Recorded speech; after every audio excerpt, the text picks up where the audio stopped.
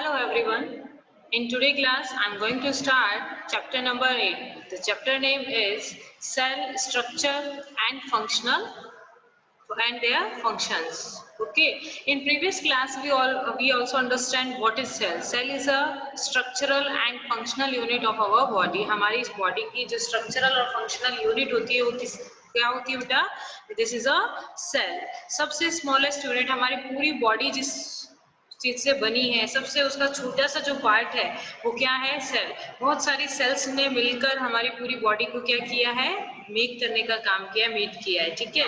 और उसमें जो फंक्शंस होते हैं उनकी भी स्मॉलेस्ट यूनिट क्या हो गई? सेल हो गई। That's why we call a cell is a structural and functional unit. यहाँ पर सेल का एग्जांपल या कंपैरिजन किया हुआ है किसके थ्रू? ब्रिक के थ्रू, ठीक है। सेल का जो कंपैरिजन है वो किससे किया हुआ है?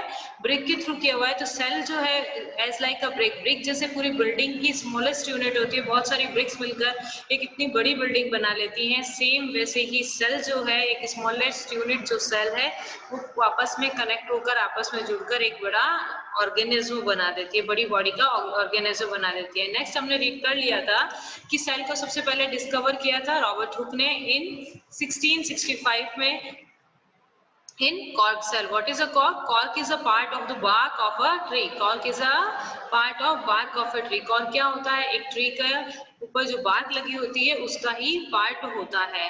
जब रॉबर्ट हुक ने इसको माइक्रोस्कोप के अंदर ऑब्जर्व किया तो उन्होंने क्या what will see?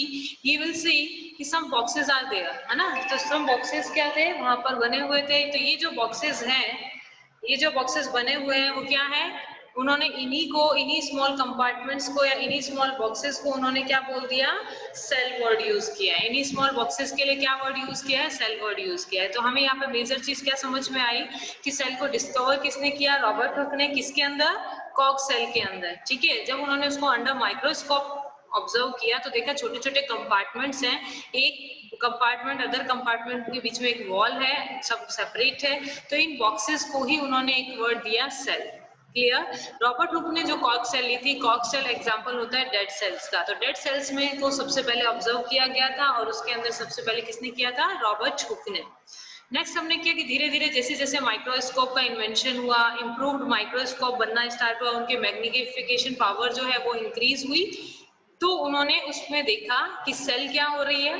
उन्होंने देखा सेल क्या है, उसमें इंक्रीज हो रही। सेल जो है उसके अंदर बिल्कुल वैसे ही दिखाई दे रही है जैसे उसके अंदर कंपार्टमेंट्स इस तरीके से थे, और उसके जो भी फंक्शंस हैं, जो भी उसकी स्ट्रक्चर है, हम मैग्नीफाई माइक्रोस्कोप के अंदर इजीली क्या कर पाए? उसको ऑब्जर्व कर पाए, ठीक है। Next point, the cell. Cell एक स्ट्रक्चरल और बेसिक यूनिट था जो लिविंग ऑर्गेनिज्म के लिए, जैसे ब्रिक एक बड़े बिल्डिंग बना देता है, वैसे ही हमारी जो सेल है, जो बेसिक स्मॉलेस्ट यूनिट है सेल की जो है, वो हमारी ऑर्गेनिज्म की पूरी बॉडी को बनाने का काम करता है। फिर हमने एग्जांपल लिया था कि भाई एक सेल जो है माइक्रोस्कोप से हम देख सकते हैं, लेकिन कुछ सेल्स ऐसी होती है जो साइज में इतनी बिग होती हैं जिन्हें हम क्या कर सकते हैं? नेक्ड आई से भी सॉ कर सकते हैं। जैसे हैन का जो एग है ना, वो सिंगल सेल है। हैन का जो एग है सिंगल सेल है। उस एग के अंदर जो लाइफ स्टार्ट हो रही है वो सिंगल सेल से स्टार्ट हो रही है, और सिंगल सेल में बार बार डिवीजन होते होते एक पूरा चिक या पूरी हैन बनना स्टार्ट हो जाती है। तो ईच एंड एवरी ऑर्गेनिज्म जब भी अपनी लाइफ को स्टार्ट करते हैं, किस चीज से स्टार्ट करेंगे? एक सिंगल सेल से स्टार्ट करेंगे। Organisms show variety in cell number, shape and size. How do scientists observe and study the living cell? They use microscope. तो जब भी ऑर्गेनिज्म के अंदर सेल को स्टडी किया विद माइक्रोस्कोप्स, तो डायरेक्ट जब उनको देखा गया तो वो दिखाई नहीं देती है, इसीलिए उनको क्या किया जाता है? स्टेन किया जाता है। कुछ सेफ्रेनिन, मिथाइल ब्लू, कुछ केमिकल्स होते हैं जिनको सेल से क्या, सेल को क्या कर दिया जाता है? उससे स्टेन कर दिया जाता है, जिससे वो सेल कुछ ना कुछ कलर अपने अंदर ले लेती है, जिसके अंदर हम अंडर माइक्रोस्कोप उसके स्ट्रक्चर्स को और उसके फंक्शंस को इजीली सॉ कर सकते हैं, ठीक है। तो उन केमिकल्स को क्या बोला है? सॉ। टू एग्जांपल बताए मैंने स्टेनर्स के। मिथाइल ब्लू, क्या बोल रही हूँ? Methyl blue and safranin. Methyl blue and safranin, इन दोनों स्टेनर से हम क्या करते हैं? सेल को स्टेन करने का या कलर करने का काम करते हैं, ठीक है। जिनको हम फिर बाद में हम माइक्रोस्कोप के अंदर सॉ करने की कोशिश करें तो हमें उसकी डिटेल्ड स्ट्रक्चर, हर स्ट्रक्चर एकदम डिफरेंटली हमें दिखाई देता है। ओके, नेक्स्ट ऑर्गेनिज्म की हमने वैरायटी देखेंगे, सेल किस टाइप के हैं। नेक्स्ट हम इसमें स्टडी करेंगे कि सभी सेल्स या सभी ऑर्गेनिज्म में सेल के नंबर्स किस तरीके से हैं। They are very in number, we of course, and there what are they have a shape, उनकी किस तरीके की शेप्स होती हैं, कैसे नंबर्स होते हैं, वो सब। तो first point is number of cell. Can you guess the number of cell in tall tree? एक बड़ा सारा ट्री है, एक बहुत बड़ा एनिमल है, जस्ट लाइक अ एलिफेंट, है ना। हम इनकी सेल्स को, नंबर्स को काउंट कर सकते हैं क्या? ऑब्वियसली नॉट, हम इसके नंबर्स को काउंट नहीं कर सकते हैं। लेकिन हाँ, इनकी बॉडी बहुत बड़ी है, इसका मीनिंग ये नहीं निकल रहा है कि जैसे एलिफेंट है, एलिफेंट का साइज कितना बड़ा होता है ना, तो एलिफेंट का साइज बड़ा है तो ऐसा नहीं कि उसके अंदर बहुत बड़ी सेल है, उसके अंदर क्या है, नंबर ऑफ सेल्स क्या है, ज्यादा है। The number of cells and may be billion हो सकती है, ट्रिलियन हो सकते हैं, है ना, वो उन बॉडीज के अंदर। तो human body has trillion of cells which very in shape and sizes. तो अब ह्यूमन बॉडी की बात करते हैं, तो ह्यूमन बॉडी के अंदर कितनी सेल्स प्रेजेंट होती हैं? ट्रिलियंस ऑफ नंबर्स में, ट्रिलियंस ऑफ नंबर। अब आपके दिमाग में आ रहा है ट्रिलियन क्या है और बिलियन क्या है, तो यहाँ पर देखिए शॉर्ट नोट में आपके एक्सप्लेन किया हुआ है। A billion is 1,000 million, तो एक बिलियन के अंदर कितने मिलियन होते हैं? 1,000 मिलियन होते हैं। और ट्रिलियन के अंदर क्या होता है? 1,000 बिलियन इंक्लूड होते हैं। ये आपका कंसेप्ट यहाँ पर क्लियर किया गया कि what is billion and what is trillion. तो ह्यूमन बॉडी के अंदर कितनी सेल्स होती हैं? ट्रिलियंस होती हैं। वो कितनी ट्रिलियंस होती है, नंबर्स नहीं दिया हुआ, लेकिन ट्रिलियंस इन नंबर में होती है। और जो ह्यूमन के अंदर जो सेल है, उनकी शेप और साइज सब डिफरेंट होता है। ये ऐसा नहीं कह रहे हैं कि यहाँ पे ट्रिलियंस टाइप की सेल्स प्रेजेंट होती हैं, ये नहीं कह रहे हैं। नंबर ऑफ सेल्स जो है वो कितनी है? ट्रिलियंस है। क्लियर है? और जिनमें से उन ट्रिलियन सेल्स में से ही उनकी जो शेप और साइज है वो डिफरेंट डिफरेंट होती है। Different group of cells perform a variety of function. अभी डिफरेंट डिफरेंट शेप की, साइज की जो सेल्स होती है, ये डिफरेंट डिफरेंट फंक्शंस करती हैं। हर सेल का फंक्शन, स्ट्रक्चर सब डिफरेंट डिफरेंट होता है। अब ग्रुप ऑफ सेल्स मिलकर टिश्यू बना लेते हैं, तो उस टिश्यू का फंक्शन क्या हो जाता है बेटा? अलग हो जाता है। तो यहाँ पर हमें एक बात क्लियर हुई, यहाँ पे हमें क्लियर ये हुआ कि कितना ही बड़ा ट्री हो, ट्री भी लिविंग ऑर्गेनिज्म है ना। हमने यहाँ एलिफेंट का या ह्यूमन बीइंग का एग्जांपल ले रहे हैं, वो भी लिविंग ऑर्गेनिज्म है। तो each and every living organism made up of cell. Clear? और अगर वो साइज में जितना बड़ा होगा, उसके अंदर नंबर्स ऑफ सेल्स भी क्या होंगी? उतनी ही ज्यादा होंगी। क्लियर? तो ऑर्गेनिज्म नंबर ऑफ सेल्स की प्रेजेंस के बेसिस पे we divide organism into a two part. They have a two kind.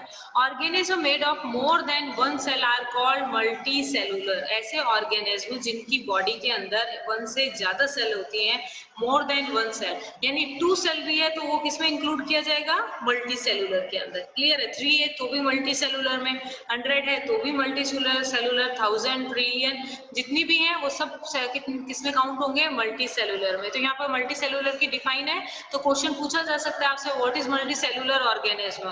तो that organism made up of more than one cell. ऐसे ऑर्गेनिज्म जो एक से ज्यादा सेल से बने हुए होते हैं, उन्हें हम क्या बोलते हैं बेटा? Multi cellular organism. Multi cellular organism.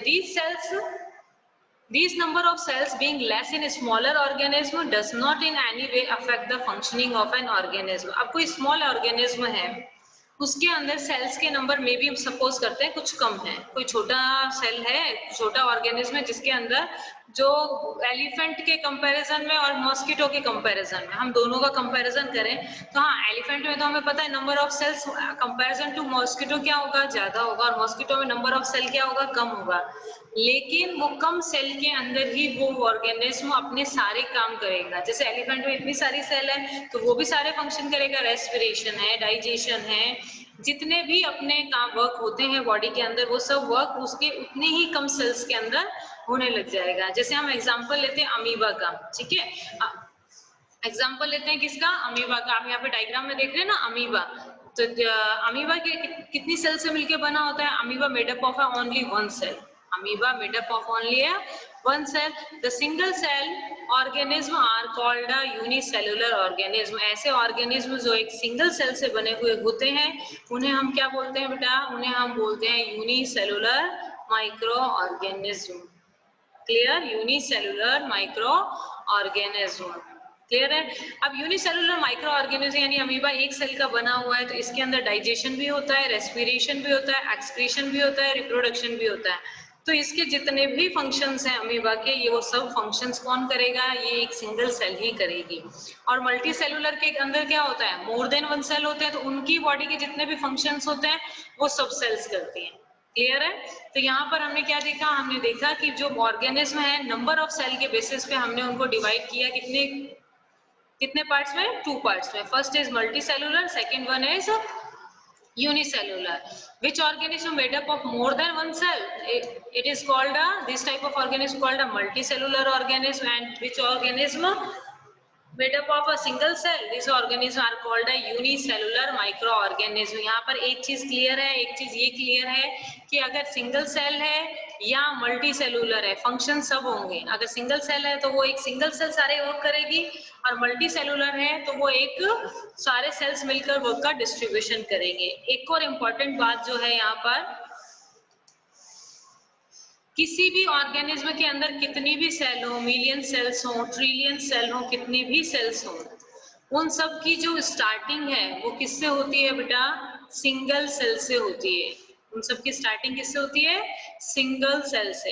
अभी हमने यहाँ एग्जांपल पढ़ा था थोड़ा ऊपर, क्या पढ़ा था कि भाई हैन का जो एग है वो कितनी सेल है उसके अंदर? सिर्फ 1 सेल है। उसके अंदर कितनी सेल है? ओनली 1 सेल है। और वही 1 सेल बार बार 1 to 2, 2 to 4, 4 to 8 डिवाइड होकर पूरा चिक या हैन बनाती है। सेम ऐसे ही ईच एंड एवरी ऑर्गेनिज्म की जो लाइफ स्टार्ट होती है वो क्या होती है बेटा? जो लाइफ स्टार्ट होगी वो किससे होगी? एक सिंगल सेल से होगी। ठीक है? या which is the fertilised egg, जो कि फर्टिलाइज्ड एग से होता है। अब इसके अंदर देखिए, इसमें एक स्पर्म हो जाएगा। ये स्पर्म की स्ट्रक्चर जो है वो इस तरीके से होती है, ओवम की स्ट्रक्चर इस तरीके से होती है। दोनों में फर्टिलाइजेशन होगा। फर्टिलाइजेशन के बाद में फर्टिलाइज एग हो जाएगा। आप उसको फर्टिलाइज्ड एग बोल सकते हैं। हम इस स्ट्रक्चर को जाइगोट बोल सकते हैं। क्या बोल सकते हैं? जाइगोट। ठीक है ना? तो इसको हम क्या बोल सकते हैं? जाइगोट बोल सकते हैं। ठीक है? तो ये जो जाइगोट है, ये एक सिंगल सेल है। ठीक है? जितने भी एनिमल्स हैं उन सब में इसी तरीके से, प्लांट है तो क्या होगा? ओवम की जगह तो ओवम होगा, स्पर्म की जगह क्या आ जाएगा? पोलन ग्रेन आ जाएगा। स्पर्म की जगह क्या होगा? Pollen grain. पोलन ग्रेन और ओवम में फर्टिलाइजेशन होकर एक सिंगल सेल, एक फ्यूज्ड एग जो होता है उसे, वो भी क्या बनाएगा बेटा? जाइगोट। जाइगोट एक सिंगल सेल है जिससे हर किसी की लाइफ क्या होती है? स्टार्ट होती है। धीरे धीरे ये single cell 1 to 2, 2 to 4, 4 to 8, 16, 32 इस तरीके से अपने नंबर्स में इंक्रीज करता है। उसके बाद में ये अपना वर्क जो है उसको डिवाइड करता है। ठीक है? तो यहाँ पर सबसे इम्पोर्टेंट बात है कि कोई भी ऑर्गेनिज्म है उसकी लाइफ जो स्टार्ट हो रही है वो किससे हो रही है बेटा? सिंगल सेल से हो रही है। और नंबर्स के बेसिस पे हमने सेल को कितने पार्ट में डिवाइड किया है? नंबर्स के बेसिस पे हमने सेल को 2 पार्ट्स में, multi cellular and unicellular. Next is multicellular and unicellular. Amoeba के स्ट्रक्चर के लिए organism, a single cell organism perform all the necessary functions that multicellular organism perform। ये जितने भी सिंगल सेल ऑर्गेनिज्म होते हैं वो सभी फंक्शन करते हैं जैसे कि मल्टी सेलुलर ऑर्गेनिज्म फंक्शन करते हैं। रेस्पिरेशन, डाइजेशन, है ना, एक्सक्रीशन, रिप्रोडक्शन, ये सब फंक्शन मल्टी सेलुलर ऑर्गेनिज्म भी करेंगे और सिंगल सेल ऑर्गेनिज्म भी करेंगे। ये single cell organism like amoeba, जैसे कि अमीबा है, ये कैप्चर करता है, फूड को पकड़ता है एंड डाइजेस्ट फूड, उस फूड को डाइजेस्ट करता है, respire, excrete, grow and reproduces, और ये सब फंक्शन अमीबा करता है एक सिंगल सेल से। Similar functions in the multicellular organism are carried out by groups of specialised cells forming different tissues. अब ये जो फंक्शंस हैं डिफरेंट, ये क्या होगा? आपने कहा था सिमिलर सेल्स जो होती हैं वो आपस में जुड़कर क्या मेक कर देंगे? टिश्यू मेक कर देंगे। टिश्यू क्या करेगा? डिफरेंट टिश्यू बनाएगा और अपने उनके अकॉर्डिंग वर्क करेगा। क्लियर है? Next is activity 8.1। The teacher may show permanent slide amoeba paramecium under microscope. आप स्कूल में आएंगे तो आपको अमीबा और पैरामीशियम की परमानेंट स्लाइड आपको दिखाएंगे। अपन ने लास्ट फ्लेम वाले चैप्टर में जो कंबशन और फ्लेम था उसमें मैंने आपको स्लाइड दिखाई थी, ग्लास की बनी हुई थी ना, उसके ऊपर माइक्रोस्कोप, ये पैरामीशियम के डायग्राम्स बने होते जिन्हें हम माइक्रोस्कोप के अंदर देखते हैं। अल्टरनेटिवली द टीचर कैन, इसको पैरामीशियम और अमीबा पॉन्ड वाटर में आपको इजीली विजिबल होते हैं। हमको थोड़ा सा पॉन्ड वाटर स्लाइड पे रखकर माइक्रोस्कोप के नीचे ऑब्जर्व करते हैं तो हमें ये इजीली शोन होते हैं। तो जब आप स्कूल आएंगे जब अपन इसको करेंगे। नेक्स्ट है shape of the cell. First point हमने क्लियर कर लिया, number of cell. Second point is shape of cell. Look at this diagram first. Shape of cell, आप यहाँ पे देख रहे होंगे कि जो शेप है वो सेल्स की क्या होती है, डिफरेंट डिफरेंट होती है। सारी सेल्स जो हमारी बॉडी के अंदर है, जैसे ह्यूमन बॉडी की बात करी कि ह्यूमन बॉडी में कितनी सेल्स हैं, ट्रिलियन सेल्स हैं। तो वो ट्रिलियंस की trillion cells different different type की नहीं है, उसमें काफी सेल्स स्फेरिकल होंगी, काफी स्पिंडल शेप की होंगी, है ना, काफी ये न्यूरॉन जैसे स्ट्रक्चर दिया हुआ इस तरीके की होंगी, काफी इस तरीके की होंगी। तो सबका shape size triangular basis triangular होंगी। तो सबका शेप और साइज क्या होता है बेटा, डिफरेंट डिफरेंट होता है। How do you define the shape of amoeba in the figure? You may say that the shape of appear irregular. देखिए अमीबा आपने 7th क्लास में भी रीड किया है कि अमीबा की शेप जो होती है ना वो कैसी भी बना सकते हैं। वो सिंगल सेल का बना होता है और उसकी शेप कैसी भी आप बना सकते हैं, ये इर्रेगुलर शेप की होती है। अमीबा की शेप बिल्कुल भी फिक्स नहीं होती। अमीबा की शेप अगर आपसे पूछे, यहाँ पर क्वेश्चन आ सकता है कि अमीबा की शेप किस तरीके की होती है ना, what type of shape found in amoeba, तो क्या कौन सी होगी बेटा, इर्रेगुलर। अमीबा की शेप कैसी होती है, इर्रेगुलर होती है। In fact amoeba has no definite shape, इसकी कोई भी डेफिनेट शेप नहीं होगी, अनलाइक अदर ऑर्गेन, जैसे अदर ऑर्गेनिज्म है। जैसे हमारी शेप है, हमारी शेप और साइज फिक्स रहती है ना, भाई ग्रोथ कर रहे हैं तो हाइट इंक्रीज हो रही है लेकिन शेप तो फिक्स है, जैसे नोज है, ईयर है। ऐसा तो नहीं है आज हम स्कूल आए तो आज हमारी अलग फेस है और अगले दिन नेक्स्ट डे अलग फेस हो गया, ऐसा तो नहीं होता।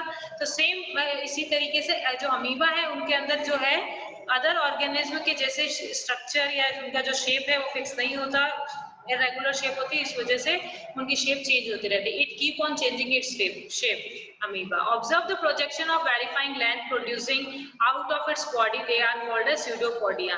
तो अमीबा के अंदर ये इस तरीके से जो भी पार्ट इस तरीके से फूड को कैप्चर करने के लिए निकला रहता है उसको हम क्या बोलते हैं, स्यूडोपोडिया।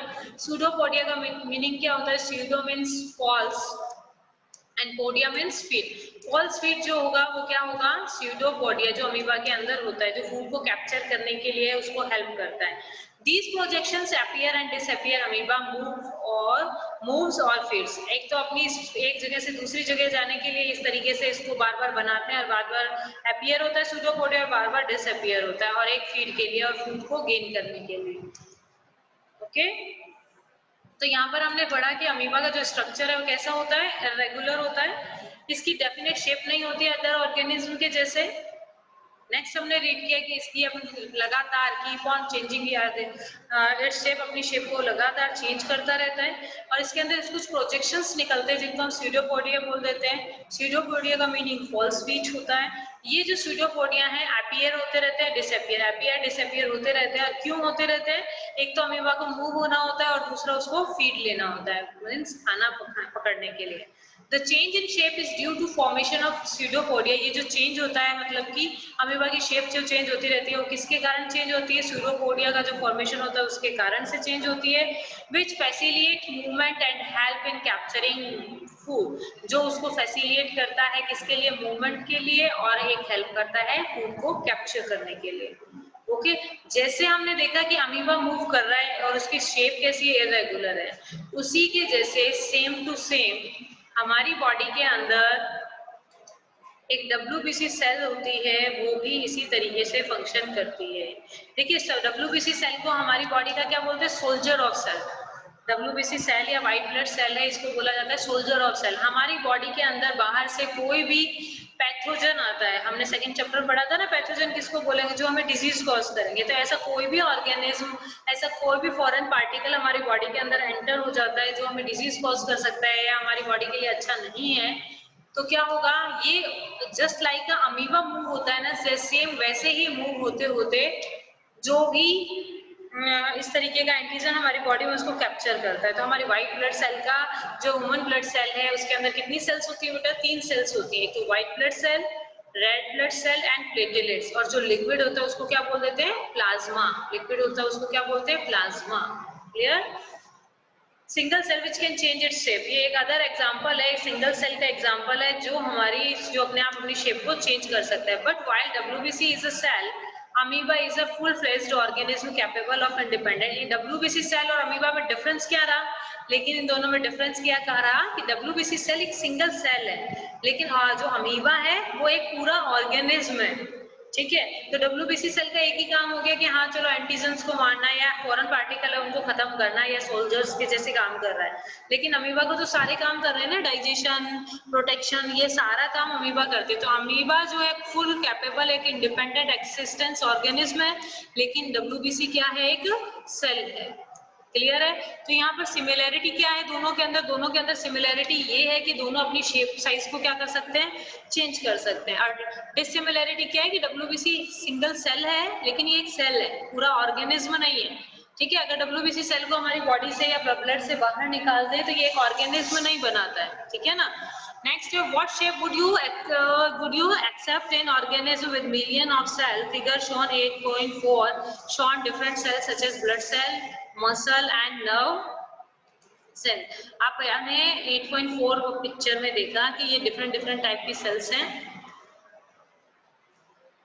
फर्स्ट जो ए नंबर पे ये रेड ब्लड सेल है। रेड ब्लड सेल्स जो होती हैं ब्लड के अंदर, अभी अपन ने बताया ना मैंने आपको कि रेड ब्लड के अंदर 3 टाइप की सेल्स होती है, red blood cell, white blood cell and platelets. Red blood cell, white blood cell and platelets. तो रेड ब्लड सेल्स जो होती हैं वो सर्कल इस तरीके की स्फेरिकल शेप की होती है, डिस्क लाइक। इसके अंदर हीमोग्लोबिन प्रेजेंट होता है, इसीलिए इसका कलर कैसा होता है बेटा, रेड कलर होता है। Okay, this is a muscle cell. इसके दोनों एंड्स देखिए बिल्कुल फाइन है ना। ऐसी शेप को क्या बोलते हैं, स्पिंडल शेप। ऐसी शेप को क्या बोलते हैं बेटा, स्पिंडल शेप। हमारी मसल्स के अंदर इस टाइप की सेल्स प्रेजेंट होती है।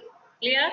Next third, long branch nerve cell. और ये आप देख रहे होंगे इसमें इस तरीके से देखिए ब्रांचेस टाइप की निकल रही है, इसको बोलते हैं नर्व सेल, ठीक है। ये कौन सी है, नर्व सेल। नर्व सेल जो होती है इसका फंक्शन बहुत इंपॉर्टेंट है। यहाँ पर आप देख पा रहे होंगे, यहाँ लिखा हुआ है The nerve cell receive and transfer message thereby। तो जो नर्व सेल होती है वो हमारी बॉडी के अंदर से, मान लीजिए मेरे हाथ पर कांटा चुभ गया या मैंने किसी गर्म चीज को टच किया, ठीक है, तो हमने जैसे ही टच करते हैं वो मैसेज हाथ से लेकर ब्रेन तक, और ब्रेन से वापस मैसेज को लेके आएगी कि भाई गर्म चीज है, आप अपना हाथ हटा लीजिए। तो हमारी बॉडी में कितना क्विक एक्शन होता है ना, हम हाथ गर्म चीज पे हाथ रखते हैं वापस पीछे करते हैं। तो देखिए जो ये मैसेज फिंगर से ब्रेन तक ले जाने का और ब्रेन से वापस फिंगर तक लाने का काम जो होता है वो कौन करती है बेटा, यही नर्व सेल करती है, ठीक है। इस नर्व सेल का काम क्या है, ट्रांसफर करना मैसेजेस को। नर्व सेल का काम क्या है, ट्रांसफर करना मैसेजेस को। यहाँ पर हमें इस पिक्चर को देखकर ये भी क्लियर हो रहा है, इस पिक्चर को देख के हमें क्या क्लियर हो रहा है, हमें ये क्लियर हो रहा है कि डिफरेंट शेप और साइज की जो सेल्स हैं वो प्रेजेंट होती हैं हमारी बॉडी के अंदर, ठीक है। Shows different cell such as blood, this is a blood cell, this is a muscle cell and this is a nerve cell for human being. The different shape are related to their specific function। और इनकी जो shapes होती है, shape होती है वो depend करती है इनकी जो भी फंक्शन है उस पे। Generally cells are round. Normally cells जो होती हैं वो कैसी होती है, राउंड इन शेप होती हैं, कुछ स्फेरिकल शेप होती है, कुछ इलोंगेटेड लंबी सेल्स होती है। Some cells are long and pointed at both end, कुछ सेल्स लंबी और उसके जो एंड्स हैं वो इस तरीके से पॉइंटेड होते हैं।